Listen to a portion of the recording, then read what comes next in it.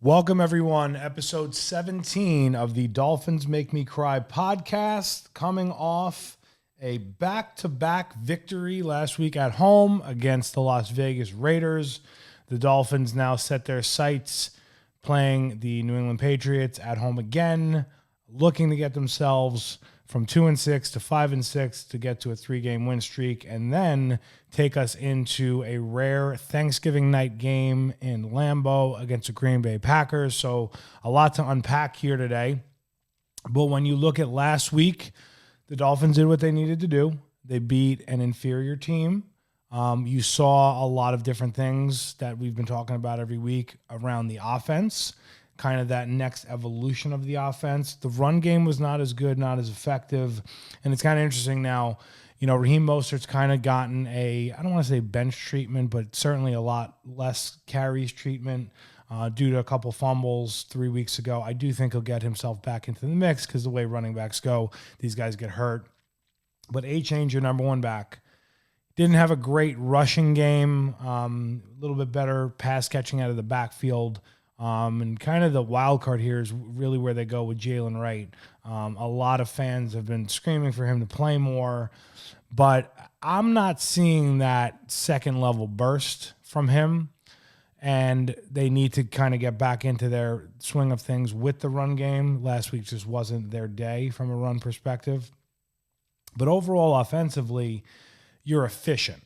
You're doing a lot of different things. There's not the huge big play, although you had the broken play at the end of the game, leaving Jonnu Smith wide open. But that big play threat that you saw last year is not really there. And I'm kind of fine with it. I do want to have the ability for it to be the threat, and I think it always will be, obviously, when you have Tyreek Hill and Jalen Waddle. But when you break it down, the thing that I'm looking at with this team is they're evolving their offense. They're doing some good things. They've scored 27 points 3 of the last 4 games, 27 plus.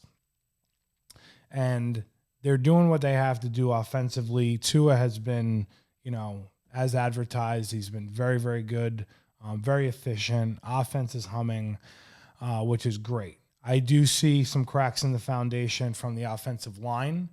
With Austin Jackson out, and then last week Alec Ingold being out. I think that was a big factor in the run game deficiencies. Be interesting to see if Ingold plays tomorrow. I think he will.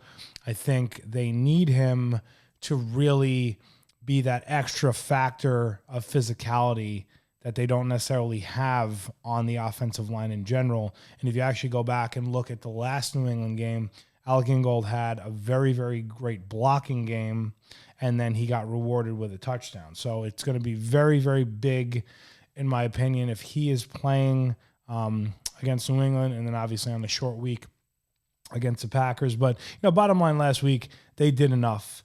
They certainly did enough offensively, scoring 34 points. Defensively, you definitely saw some things you didn't like, and a lot of things that, in my opinion, don't shock me, because they gave up 19 points. They gave up a lot of passing yards. They gave up, to the tight end of the Raiders. They gave him a ton of open looks, a ton of yardage. He's a very, very good player. And traditionally, the Dolphins have never played tight ends very well. It's not been their thing. So they did enough. Gardner Minshew put up some numbers. You would have liked to have stifled them a little bit more than you did. You always were in control of the game overall. For the most part. And the bottom line is this team, they're kind of doing what they did last year, although they didn't do it when Tua was out. They beat the bad teams. They don't lose to the teams they're supposed to beat when they have Tua. And then it's a question, can they win the big games? And everybody's kind of looking ahead as we steamroll along here through this NFL season. And the Dolphins have to, if we're going to say it, they really have to get themselves now at 4-6, at a minimum to 9 wins, really 10. And that would probably take care of a lot of the different things you need in tiebreakers and this and that. And the other thing, to get to where you want to go. Now, the question is, can they go 5-3, 6-2? They can't go 4-4. That'll be, a death blow. You'll be, you'll be outside looking in. Can they kind of take themselves there? And if I'm a betting man, I would tell you I predict them they would be 8-9. I think that's where they're ultimately going to end up in these last, whatever it is, 7 games, right? That's where I think they end up. But we'll see. They've done some things that you like, and they're the opposite of what they were the last few years, where they start out hot and then they just fall apart as we get into November, December. Maybe now the trend is different. Maybe now the offense hums and clicks when it needs to. But you have a very small margin of error, and you definitely still have holes. I will give credit where credit is due. They are not killing themselves penalty-wise and, for the most part, turnover-wise, as we're in these last 2 games. So that's something to build on. Can they make a run? Can they be the team we kind of thought they would be? The bottom line is, to get to 6 or 7, you're going to need to be in that mix of 6-2 down the stretch. But can they not have hiccups and slip-ups in some of these tougher matchups? It's just a very, very small margin of error. But you take care of the Raiders, you feel a little better about yourself, you win 2 in a row. You're ultimately, I feel, in my opinion, you're going to look back at this season and you're going to say, you lost the Colts game, you lost the Cardinals game, hell, you lost the Bills game. If you gave me one of those, 2 of those, we would be having an entirely different conversation, and this would have probably really set them up to now not have a crazy, crazy hard schedule down the stretch where they would have had a little bit of wiggle room. But now they don't. And now it brings you to New England. So the game against New England, I think, will be a completely different game tomorrow than it was, a month and a half ago. You didn't have Tua. They had Jacoby Brissett. They're a little bit of a different team now as well. The thing that worries you in this game is it's a rivalry. It's a division. The Pats, their coach, Gerard Mayo, called them out a few weeks ago. They've played Drake May in the mix, which is important for them as a guy who they drafted to develop. He's definitely done some things. Rookie quarterbacks, they're gonna do some things and show some flashes, and then they're gonna make some mistakes that you scratch your head at. The bottom line of this game is the Dolphins are a more talented team than the Patriots by far. So you cannot allow yourself to play down. And to the Dolphins' credit, in the last 2 years, they do not lose the games to the teams they need to beat. They only lose the games to the upper echelon teams that you can never get over the hump. But if you go back in the history rivalry of the Patriots and the Dolphins, it was reversed for so many years. They were dominant. Brady, Belichick, the dynasty that it was, and the Dolphins, when they were not as good of a team, would pick them off often, particularly in some of these lower scoring games, and they would just do some crazy things. My fear is, could that now be the flip being script, or the script being flipped, easy for me to say, where this more talented team plays down to a lesser talented team, but a team that, I don't know, from a coach perspective, if Gerard Mayo is going to be the next Bill Belichick, he's probably not, but is he going to be a good, competent, hard-nosed coach? It seems like he is. So those are the things you think about, particularly in these games where you're favored heavily. Can we beat the team, and just step on them and put our foot on the back of their neck that we're supposed to beat at home in a situation where it's do or die for you. And the crazy thing is, you're 4-6, they're 3-7. It seems like you should be light years ahead of them, but obviously we know what we went through this year. But a team that you cannot take for granted, because it is as big of a must win as you can get in the situation and the hole that the Dolphins have dug. Overall, what I like, in addition to what's going on offensively, I do like the fact that from a injury perspective, yeah, obviously we've lost guys this year, Jalen Phillips, the Tua thing. There's been some big injuries, but they're not stacking up. It's kind of like every week there's a guy or two that are nicked up and out. Last week, like we said, from a run game, you lose Ingold, you could definitely feel the effect, but it wasn't an effect that was going to bury you. Defensively, you're getting a little bit of that.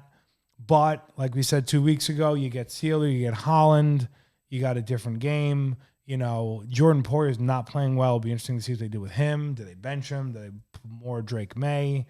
Or Marcus May? What do they do there? But overall, from an injury perspective, you're holding your own. You're hanging in there. You're kind of a few here and there that you got to fill. But it's not, hey, the whole roof is caving in. So let's knock on wood that continues the trend. And can this Dolphin team go on the run that they should go on? It is the magical question. In my heart of hearts, you're the same old Dolphins Make Me Cry. It's why we named the podcast after it. You're that team until you prove otherwise. Because frankly, that's who you've been. You've been in that stuck in the middle, 8-9. You got good, and then you blow the division. Cold weather, which we're going to talk about here with the Packer game coming up. You have a lot of different stuff in the mix and a lot of different stuff going on that is troublesome for you. But can you change the narrative? I'd love to sit here and say, hey, you go out, you beat up on the Pats, who you should. Maybe you steal one in Green Bay. Hell, you get yourself back to 500. The schedule lightens up for you. But I don't know. I don't know. But maybe that strength is coming now. And the offense, at 27 points a game, that offensive explosion that we've been looking for and hoping and praying for is on the cusp. That's what you're looking for here. And they seem to be digging deep and digging out of the hole. Can they continue to dig?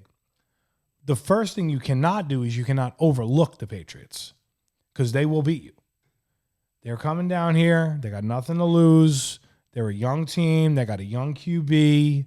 They know that you need this game. If you take them lightly, if you make mistakes, if you don't play complimentary football, a guy who was a Belichick disciple as a player and is now their coach, he is going to take advantage of you.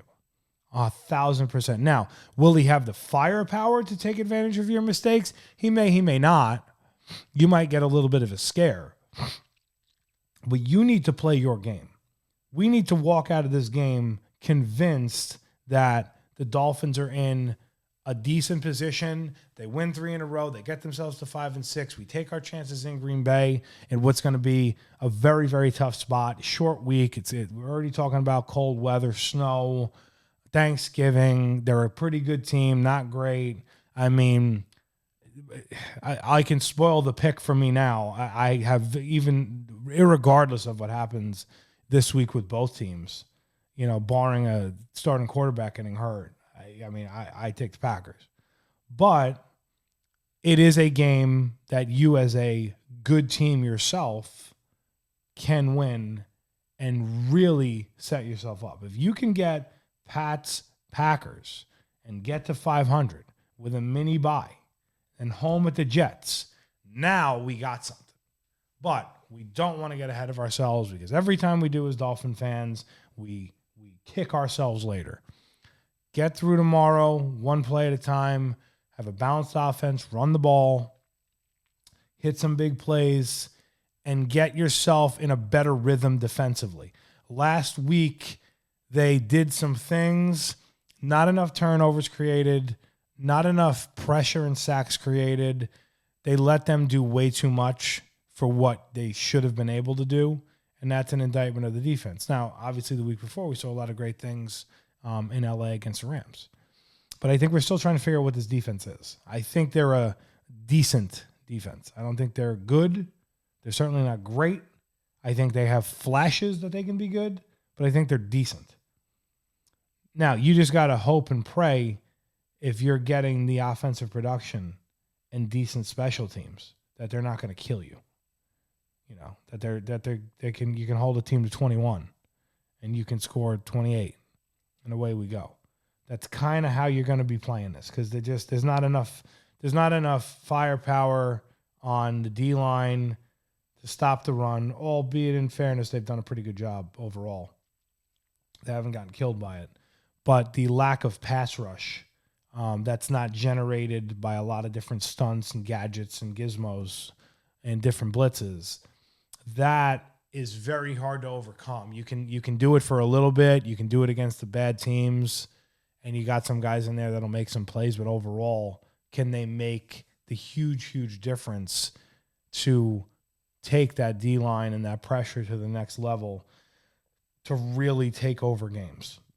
And that's the thing with this defense, and I think it has to stem from they didn't have enough firepower coming into this, and then you throw in a couple injuries, and now you're really behind the eight ball. And if they have any more injuries, you're going to be even more behind the eight ball. But let's hope that they can start to build on what they're doing defensively and stay relatively healthy here, because that will make all the difference.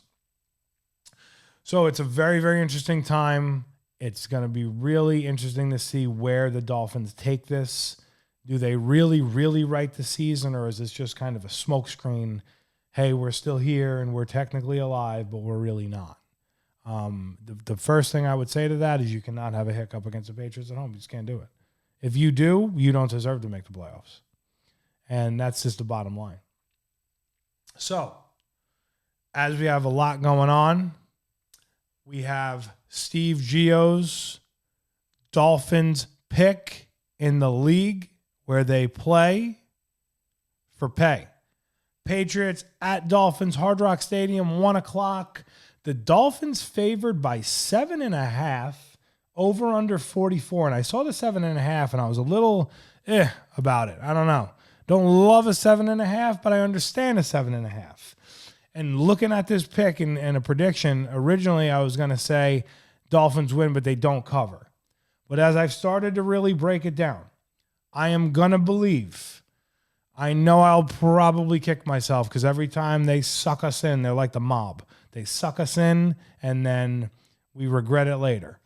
I think the Dolphins come out. They have a solid game. They're balanced on offense, running, tight end. I think they hit some big plays. I think they get some pressure on Drake May. I think the Patriots have a long day. Ultimately, I think the Dolphins will win this game 30-14. They will cover. They will not give you the over-under.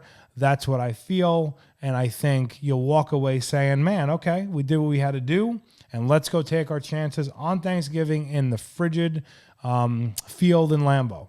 And we'll take our chances to maybe get back to 500. So let's churn on this season. Dolphins, let's make it happen. We will see you during the week prior to the Thanksgiving game. Thank you for tuning in. We'll see you next week on the Dolphins Make Me Cry podcast.